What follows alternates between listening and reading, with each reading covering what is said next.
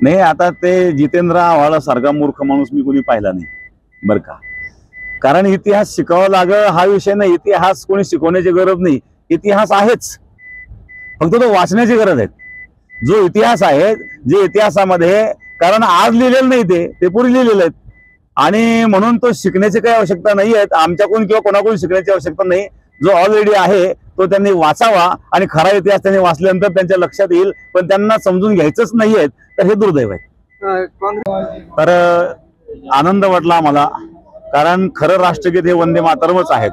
कारण भारत मातेचं खरं वंदन वंदे मातरम मध्ये आहेत.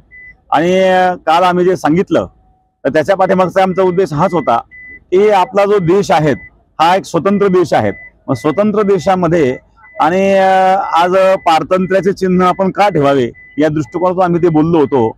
आणि आज सुरुवात ही वंदे मातरमनी झाली, अतिशय आनंद आम्हाला वाटला. आणि अशाच प्रकारे संपूर्ण भारतामध्ये आणि अशा प्रकारची सुरुवात व्हावी हीच अपेक्षा या ठिकाणी व्यक्त करतो.